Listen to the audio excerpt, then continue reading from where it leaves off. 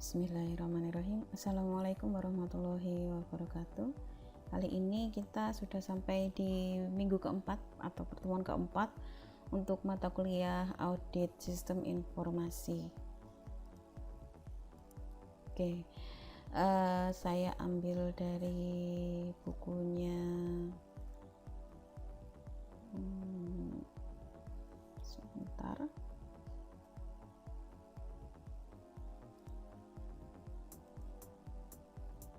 Dari nanti di belakang ada apa, saya cantumkan sumber referensinya. Jadi kali ini kita membahas tentang tahapan audit ya, dari buku untuk audit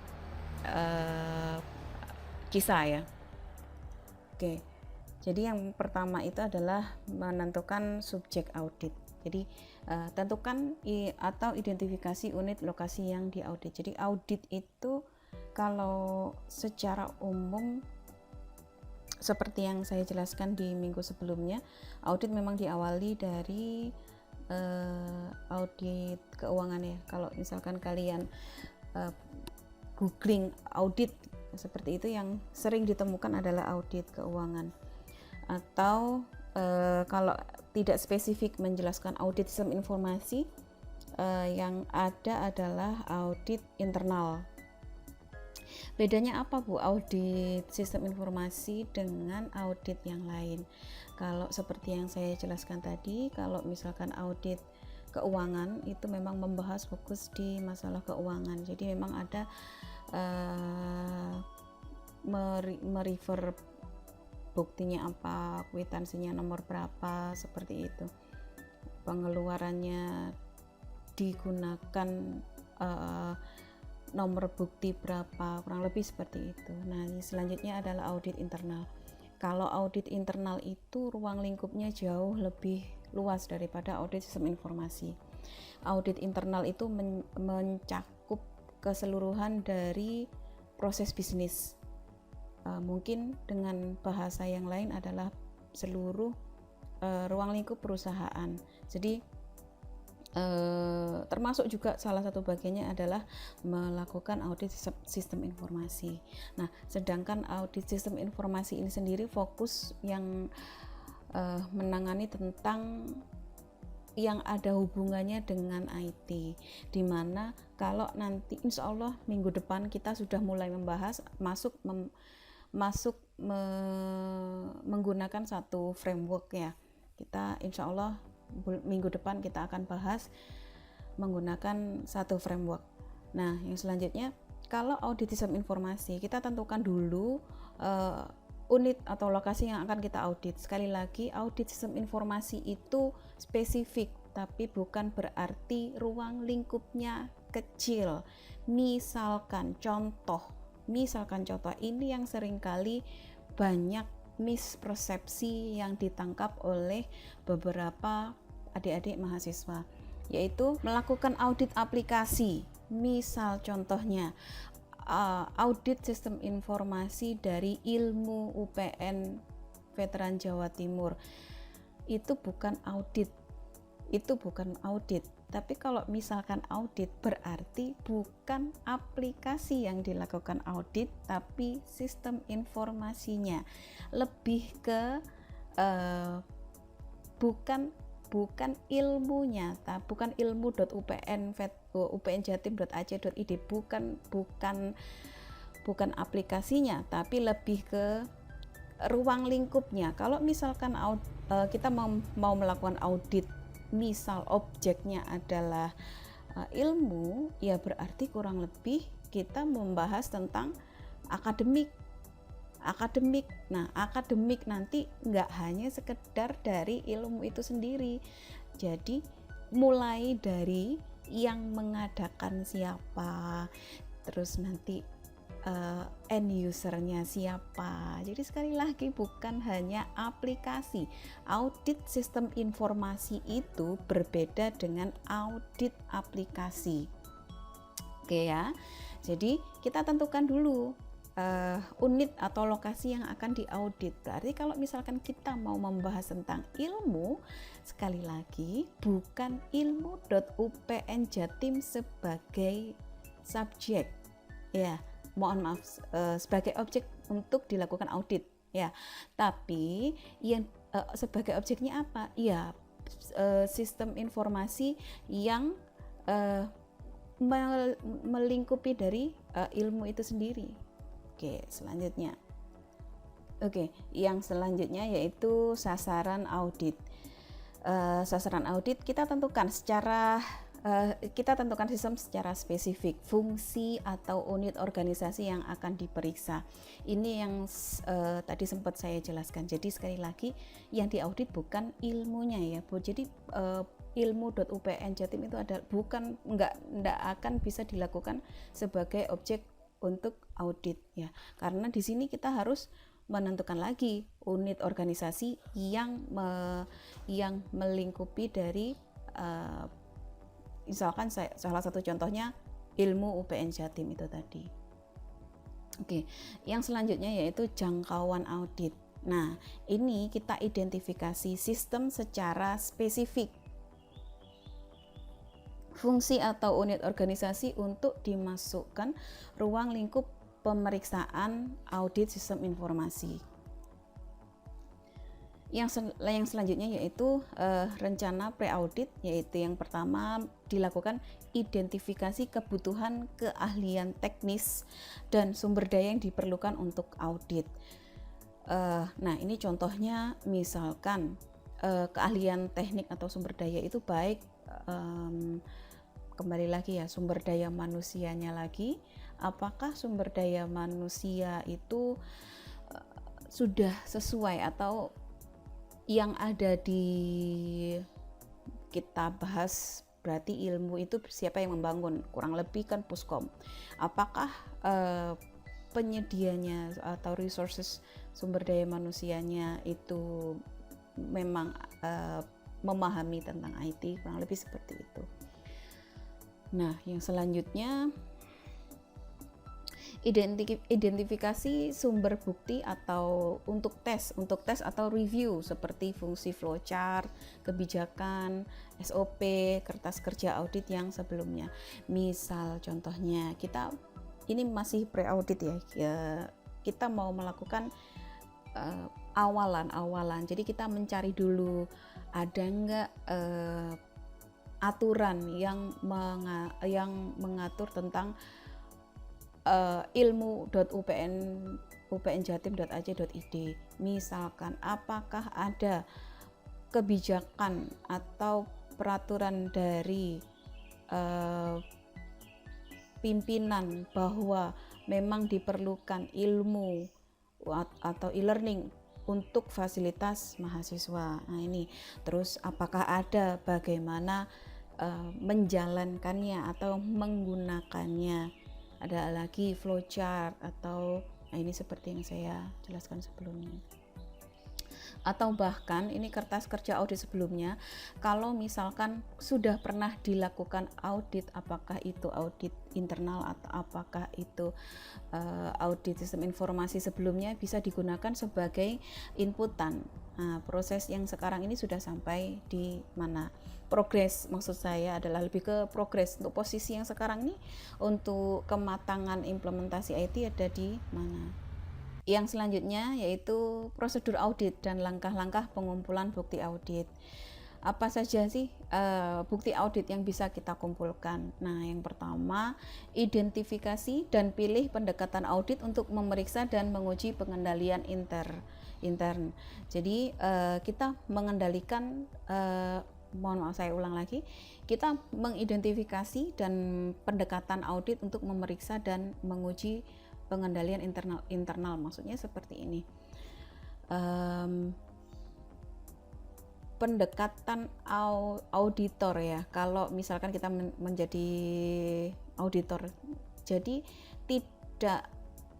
tidak mesti harus bertanya secara tegas gitu. Kita tanyanya smooth gitu, yang ada kaitannya, seperti kita tanya semacam kayak menginterogasi lebih tepatnya. Jadi bukan, misal contohnya itu kita tanya yang masalah sebelumnya, kita misalkan kayak gini, standar prosedur cara bertanyanya kurang lebih bukan apakah ada, boleh tanya seperti itu, boleh, tapi lebih ke luas. Saya sekarang ibaratkan contohnya yang seperti tadi, objek yang akan kita audit adalah bayangannya tadi kan kita ngomong masalah ilmu.upnveteranjatim.ac.id ya. Nah, sekali lagi objeknya itu bukan sekedar ilmu atau e-learning, tapi di sini adalah semua yang ada kaitannya dengan ilmu. Nah, saya mau mewawancarai atau menginterview dari Kapuskom. Pak, mohon maaf, untuk ilmu apakah memang sudah sesuai kebijakan dari pimpinan bahwa memang ilmu itu wajib digunakan untuk proses pembelajaran di UPN Veteran Jawa Timur, kurang lebih seperti itu. Nah, yang selanjutnya, jangan menggunakan pertanyaan tertutup. Maksudnya adalah gunakan pertanyaan itu terus sampai kita mendapatkan informasi yang benar-benar valid dari auditi kita. Nah, yang selanjutnya adalah pertanyaan jangan hanya berhenti di situ, bukan iya dan tidak sudah selesai. Bukan, gunakan pertanyaan terbuka. Jadi kurang lebih seperti ini. Apakah ada? Kalau dijawab ada, mohon maaf Bapak, boleh lihat secara fisik tidak untuk peraturan dari atau kebijakan dari pimpinan tersebut, kalau misalkan ilmu itu diwajibkan dalam proses pembelajaran di UPN Veteran Jawa Timur.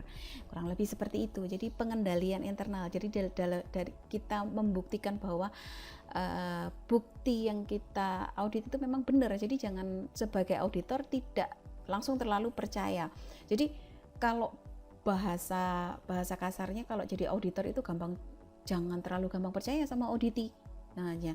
Jadi kita bukan dalam konteks negatif, tapi kita lebih ke saya akan percaya kalau saya akan percaya dari jawaban Bapak atau Ibu kalau memang benar saya bisa melihat buktinya.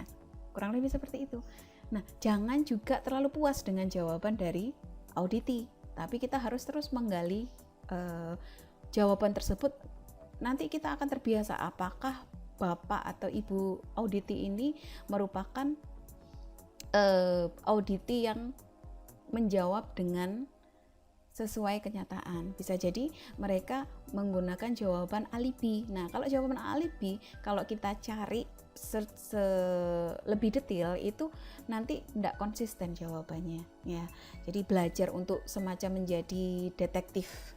Oke, poin yang selanjutnya yaitu identifikasi antar individu untuk interview. Ini kurang lebih sama seperti poin pertama, tapi balik lagi di sini lebih ke daftar individu untuk interview.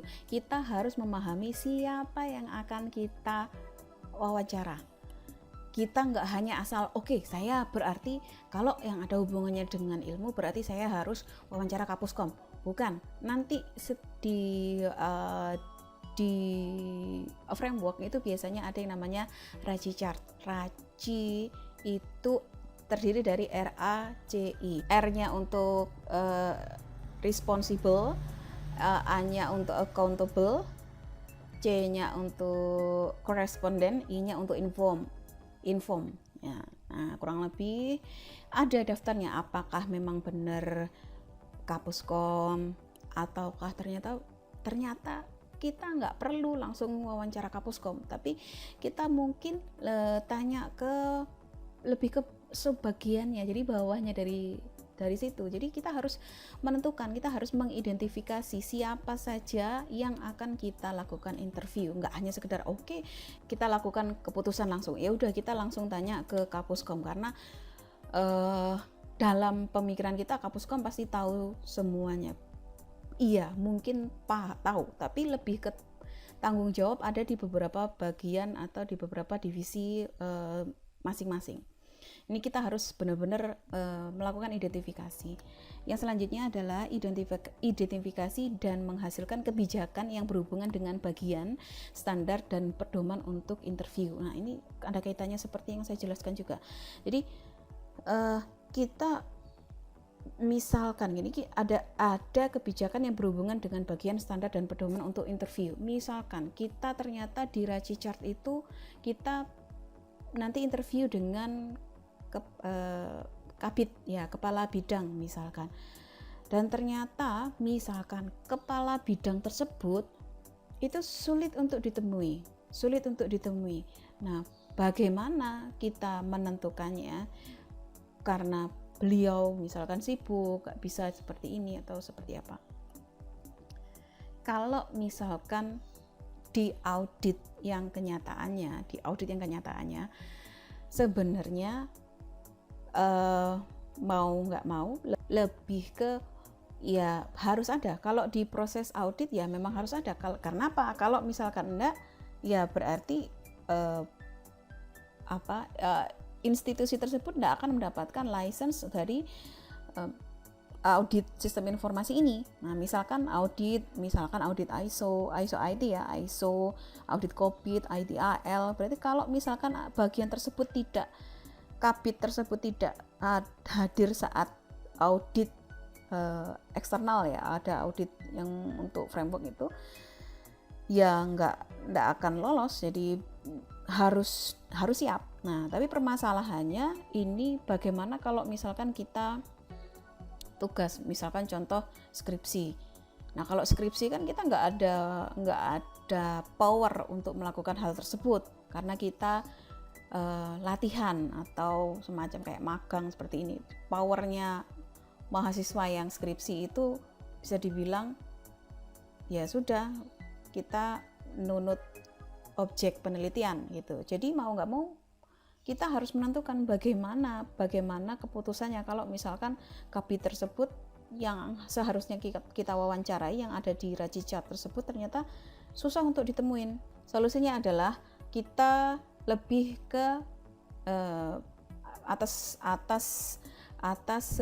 pengetahuan dari yang bersangkutan, kita lebih boleh turun ke bawah atau ke bagian yang lebih bawahnya. Jadi secara organisasi di bawahnya kabid, atau kita bisa langsung misalkan kalau memungkinkan kita tanya lebih secara struktur organisasi, kita tanya lebih atasnya lagi. Oke, nah kurang lebih seperti itu. Yang selanjutnya adalah mengembangkan instrumen audit dan metodologi pengujian dan pemeriksaan kontrol internal. Ini insya Allah akan kita bahas minggu selanjutnya ya, kalau kita sudah mulai membahas instrumen audit ya, dan metodologi pengujian dan pemeriksaan kontrol internal. Ini nanti kita akan bahas langsung menggunakan framework ya. Nah, yang selanjutnya adalah prosedur untuk evaluasi. Yang pertama, organisasikan sesuai kondisi dan situasi. Nah, ini kita harus mau nggak mau kita luas kondisi dan situasinya seperti apa. Kita harus luas. Nah, yang selanjutnya, identifikasi prosedur evaluasi atas tes efektivitas dan efisiensi sistem. Evaluasi kekuatan dari dokumen, kebijakan, dan prosedur yang diaudit ini contoh misalkan kita diberi buktinya apa Pak, ditunjukkan bukti seperti ini. Nah, kita harus kurang lebih itu harus paham kekuatan dari dokumen atau bukti yang ditunjukkan ke kita. Apakah itu sekedar yang penting ada, atau memang bukti tersebut itu memang diimplementasikan secara bijak oleh institusi tersebut. Nah, ini kita harus paham. Next, laporan hasil audit. Laporan hasil audit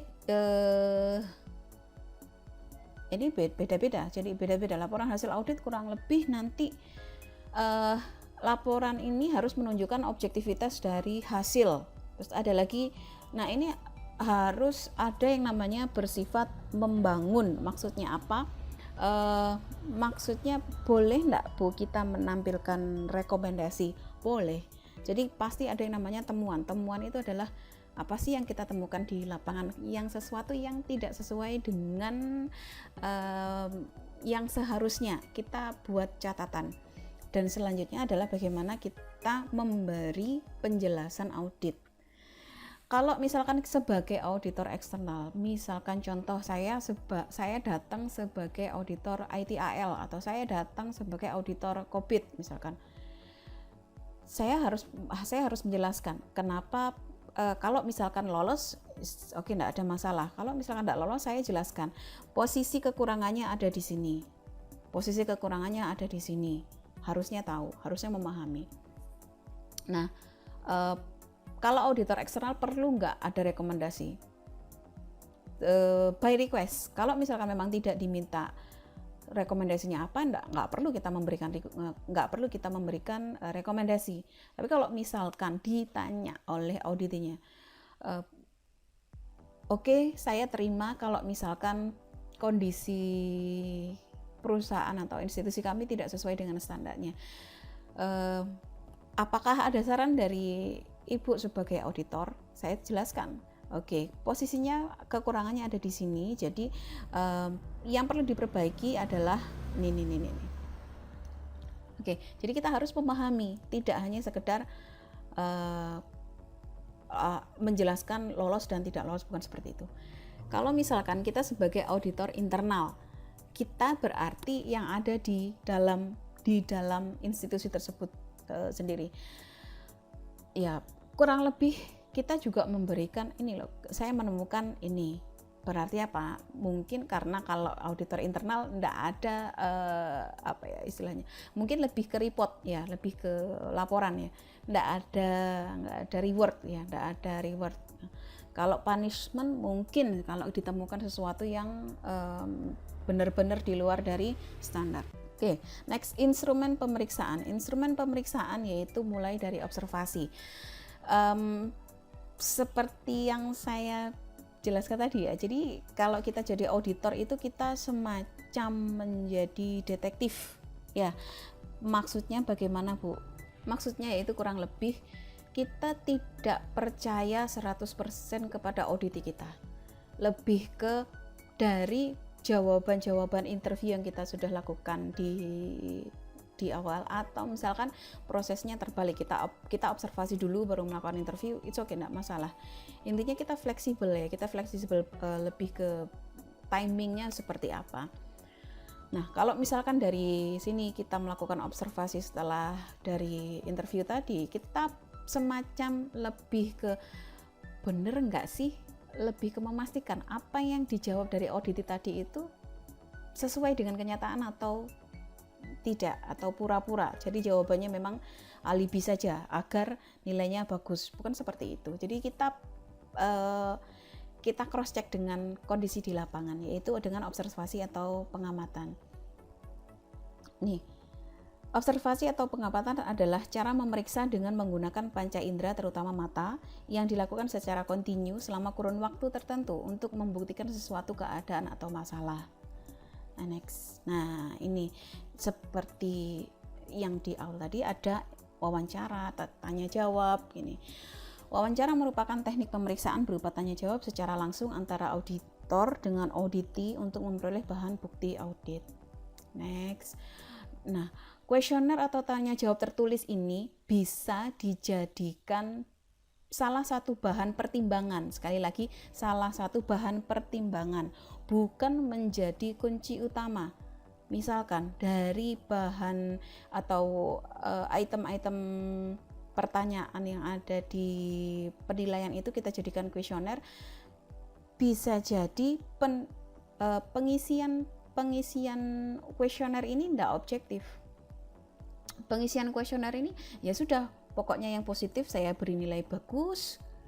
Ini kan namanya self assessment ya, pasti mau nggak mau ya pasti yang terbaik, meskipun sesuatu yang kenyataannya tidak seperti itu, dia isi aja yang baik. Nah, ini kalau kuesioner ini agak sedikit lemah untuk audit sistem informasi.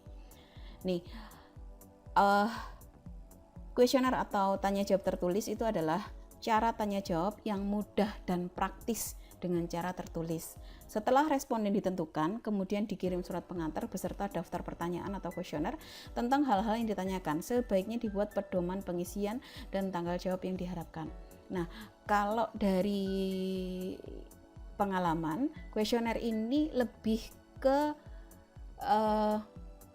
pendukung ya. Ini lebih ke bukti pendukung, atau lebih yang di sini adalah lebih, nah ini untuk mendukung dari hasil wawancara tadi. Jadi pertimbangkan juga, jadi bagaimana kuesioner itu diisi gitu. Kuesioner diisi dan item-item yang perlu kita isi untuk penilaian audit itu poinnya banyak. Kalau semuanya kita tuangkan ke dalam kuesioner, saya bisa meyakinkan kalau kita menggunakan kuesioner itu, auditi itu akan bosan. Kenapa? Nanti insya Allah kalau kita buka sheetnya, insya Allah minggu depan atau minggu depannya lagi kita akan buka bagaimana kalau misalkan kelemahan kuesioner itu seperti apa, nanti kita akan buktikan ya. Karena pertanyaannya yang perlu kita isi itu banyak ya, sehingga kalau kuesioner ini kita serahkan langsung ke auditi, saya bisa yakin kalau misalkan auditi kita akan bosan mengisinya, dan akhirnya data-data yang kita dapat itu nggak valid, tidak sesuai dengan kenyataan. Oke. Konfirmasi. Nah, ini konfirmasi itu sebuah hal yang penting. Jadi misalkan kita harus ada yang namanya confirm, lebih ke setelah kita melakukan wawancara, setelah kita melakukan seperti yang saya sampaikan, kuesioner boleh enggak? Boleh, selama itu bukan menjadi primary data yang kita gali gitu, tapi lebih ke secondary atau pendukung gitu. Nah, selanjutnya kita merekap menjadi poin-poin tertentu dan kita confirm.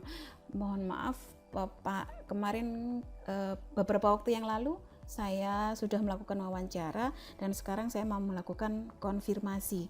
Jadi kalau misalkan ada beberapa penangkapan yang saya kurang tepat, mohon Bapak atau Ibu bisa konfirmasi bagaimana yang seharusnya.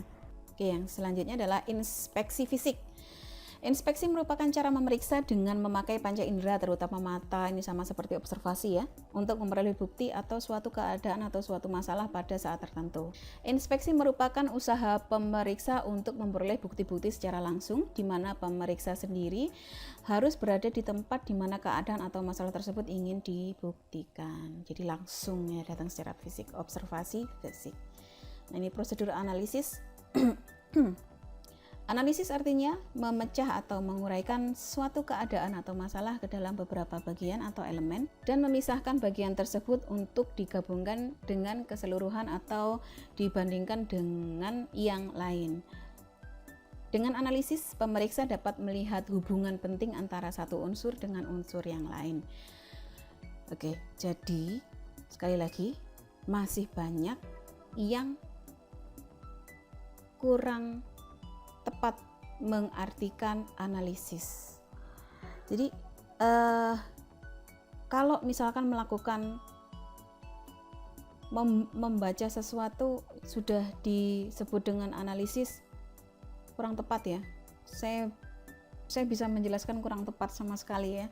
Jadi di sini kita benar-benar yang disebut dengan analisis itu dari hasil yang sudah ada, kita coba lagi untuk diuraikan lagi. Jadi dari hasil yang sudah ada kita uraikan lagi ke dalam beberapa bagian atau elemen. Nah, sudah ada hasilnya tapi kita uraikan lagi sehingga apa? Malah bukan tercerai-berai tapi lebih ke untuk digabungkan dengan keseluruhan atau bagian dengan satu dengan yang lainnya. Jadi tidak hanya sekedar oke, saya punya hasil ini, oke, kesimpulannya apa ini, berarti saya sudah melakukan analisis. Bukan seperti itu. bukan seperti itu. Terlalu dangkal pemahaman kalau misalkan dengan membaca ini sudah melakukan analisis. Belum, tapi juga menggabungkan dari hasil yang sudah ada diuraikan dan ada tambahan lagi, bukan diurai tercerai-berai tapi lebih digabungkan dengan bagian yang lain sehingga kita bisa menghasilkan sebuah atau sesuatu hasil yang informatif, bukan sekedar oke, hasilnya sekian. Misal contoh kalau yang saya bahas di audit ini adalah oke, dengan hasil pengukuran maturity level hasilnya ada di level 4. Oke, di level 4 artinya seperti ini. Sudah selesai. Berarti saya sudah melakukan analisis. Terlalu dangkal pemahaman yang seperti itu. Bukan. Jadi, oke, hasilnya di posisi 4. Permasalahannya adalah kita uraikan dulu. Kenapa dia di posisi 4? Untuk maturity level di COVID itu ada sampai maksimal level 5. Nah, permasalahannya adalah dia di posisi level 4. Nah, kita harus menguraikan dulu kenapa dia di level 4. Posisi maksimalnya dia ada di posisi 5. Berarti kita mencari dulu permasalahan kenapa dia ada di posisi 4. Nah, kita cari dulu, kita uraikan dulu, bukan hanya sekedar oke, hasilnya di level 4. Berarti artinya apa? Kalau di level 4 berarti sudah dia levelnya seperti ini. Level 4 berarti sudah misalkan hampir mature, misalkan seperti itu. Terus disampaikan bahwa saya sudah melakukan analisis. Analisisnya adalah saya sudah melakukan proses, saya sudah menggali bukti, mulai dari mengumpulkan bukti, saya sudah mulai wawancara, saya sudah melakukan ini, saya sudah menghitung di maturity level, saya sudah menghasilkan poin 4. Dan poin 4 itu artinya sudah seperti ini. Selesai, saya sudah melakukan analisis. Bukan seperti itu, tapi lebih ke kita cari dulu, kita benar-benar olah dulu. Data yang seperti itu masih mentah, data yang seperti itu bukan informasi, itu masih data. Kita masih membutuhkan ada satu lagi proses analisisnya, yaitu adalah bagaimana kita mengolah dulu dari oke, hasilnya 4, oke, hasilnya di level 4, kita cari dulu, kita uraikan dulu permasalahan apa sehingga dia ada di level 4. Yang selanjutnya adalah kita gabungkan dengan beberapa bagian yang lain atau beberapa part yang lain sehingga kita menemukan oh, permasalahannya di sini. Kita bisa enggak memberikan rekomendasi? Kita bisa enggak membandingkan dengan mungkin studi kasus yang lain yang hampir sama? Kurang lebih seperti itu. Yang disebut dengan analisis itu ada proses pemikiran yang lebih lagi. Jadi tidak hanya sekedar membaca hasil selesai kita sudah melakukan analisis. Oke. Jadi nanti kalau masih ada yang kurang memahami atau kurang paham, Bu, saya kok bingung ya dengan analisis itu seperti apa, boleh ditanyakan, silahkan ditanyakan lewat grup. Oke, yang selanjutnya perbandingan. Nah, perbandingan adalah usaha mencari kesamaan dan perbedaan antara dua atau lebih gejala dan keadaan. Dalam audit terhadap kegiatan keuangan, misalnya pemeriksa melakukan pekerjaan membandingkan seperti, nah ini kurang lebih tidak hanya di keuangan ya, seperti yang saya sampaikan tadi, kita di audit sistem informasi pun juga harus melakukan hal yang sama. Ada yang namanya cross check antara apa yang disampaikan dengan apa kenyataannya, itu kita harus memahami ya. Nanti sebenarnya di audit sistem informasi kita juga akan membahas tentang keuangan, tetapi bukan keuangan di akuntansi ya, tapi lebih ke acquire itu lebih ke apakah misalkan kita ngomong IT itu kan membutuhkan dana. Jadi apakah dalam pengadaan IT ini sudah direncanakan atau dia permintaan mendadak atau tanpa ada rencana. Ini kurang lebih memang ada pertanyaan tentang finance ya, tapi sekali lagi lebih ke sudut pandang IT-nya, bukan sudut pandang debit kreditnya, bukan di akuntansinya, tapi lebih ke sudut pandang sistem informasi, bagaimana how to acquire system information. Nah, kurang lebih seperti itu. Harus ada perencanaan, tidak hanya sekedar oke, saya kepingin mengadakan aplikasi ini, ya udah buatin. Kalau secara aturan nggak boleh, pengadaan IT seperti itu nggak boleh, harus disesuaikan. Saya kembalikan lagi ke mata kuliah TKTI. Jadi ada yang namanya strategic alignment, di mana pengadaan IT itu harus sesuai dengan bisnis goalnya. Nggak boleh kalau kita merencanakan IT langsung dadak selesai, nggak ada hubungannya dengan tujuan bisnis, ya bisa jadi aplikasi yang dibuat itu ya cuman sekedar pelengkap saja. Jadi nggak bisa digunakan sebagai core bisnisnya. Oke, next. Penelaahan dokumen. Oke, pada umumnya cukup banyak dokumen yang tersedia pada suatu organisasi untuk ditelaah. Ini lebih ke flowchart, ada bagan organisasi, ada manual prosedur, manual operasi, manual referensi, notulensi rapat, surat perjanjian, dan catatan historis lainnya. Dokumen-dokumen tersebut bisa dengan mudah diperoleh, bisa juga sangat sulit, tergantung pada masing-masing organisasi. Ini memang benar, ini tergantung pada masing-masing organisasi. Kalau misalkan kita bahas di skripsi ya, kalau kita bahas di skripsi, ada beberapa institusi itu dia itu bulet, ditanyain dokumen ini mesti dilempar. Itu bukan bagian saya, itu minta aja bagiannya sana. Oke, kita kembali ke departemen yang lain. Departemen lain, loh ini bukan bagian saya, ini harusnya ya departemen B itu, gimana sih? Nah, nanti akan sulit seperti itu. Kalau balik lagi, kalau misalkan yang melakukan seperti itu adalah auditor eksternal, auditor yang benar-benar mengeluarkan sertifikat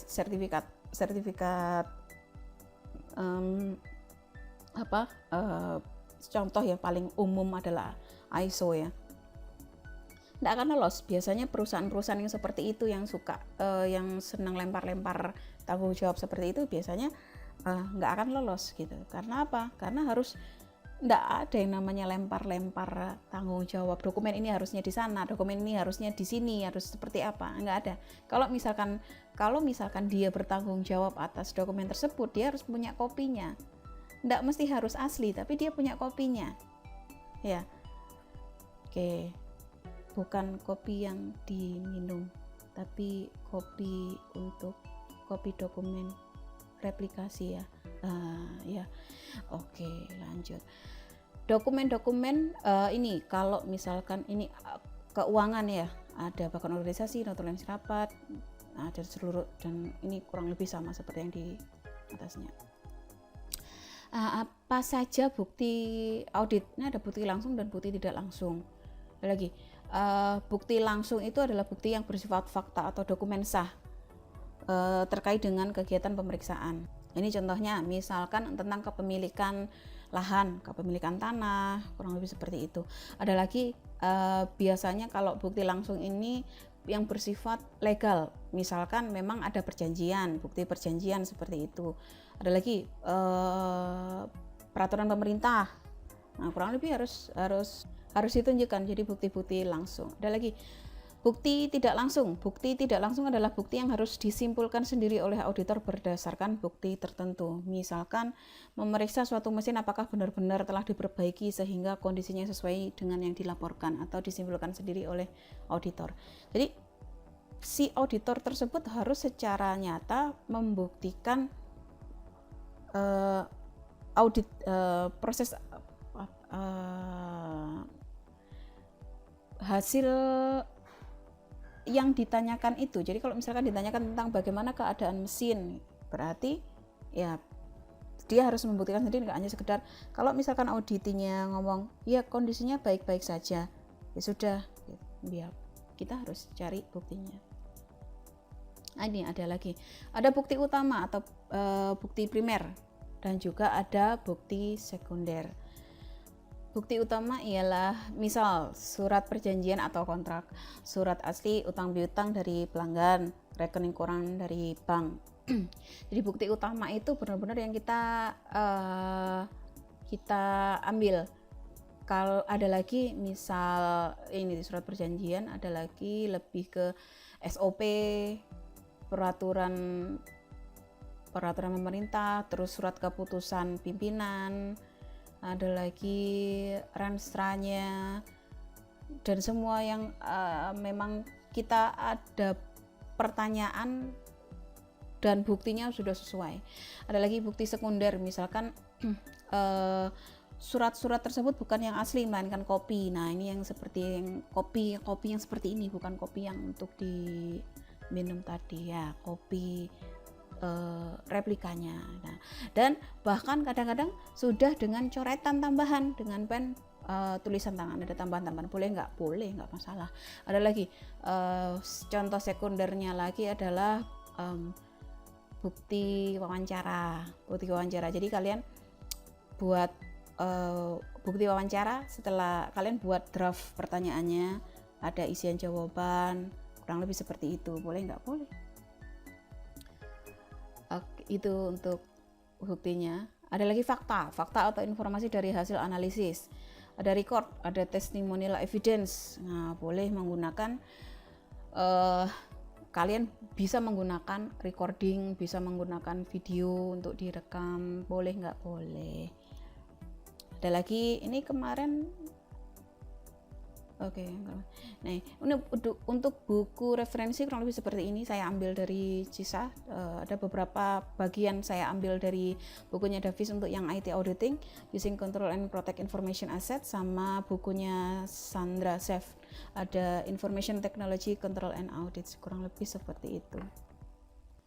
Oke, materi untuk minggu keempat ini saya cukupkan sekian. Jika ada pertanyaan yang kurang jelas bisa ditanyakan di grup. Harapan saya di grup ya, bukan PM, nanti biar bisa sharing, teman-teman yang lain bisa saling menambahkan. Sekali lagi, saya dosen bukan berarti dewa yang memahami semuanya. Ada kalanya saya membutuhkan masukan dari teman-teman semuanya. Jadi mohon kalau diskusi bisa di grup ya. Kita nanti ada saling menambahkan, dan kita hidupkan lagi bagaimana membahas ya, dibangkitkan lagi semangat untuk membaca ya, ditambahkan lagi referensi untuk membacanya. Oke. Saya rasa cukup sekian dulu. Jaga kesehatan semua, sukses untuk semuanya juga. Semoga bisa ketemu lagi di keadaan yang jauh lebih baik lagi. Selamat siang. Assalamualaikum warahmatullahi wabarakatuh.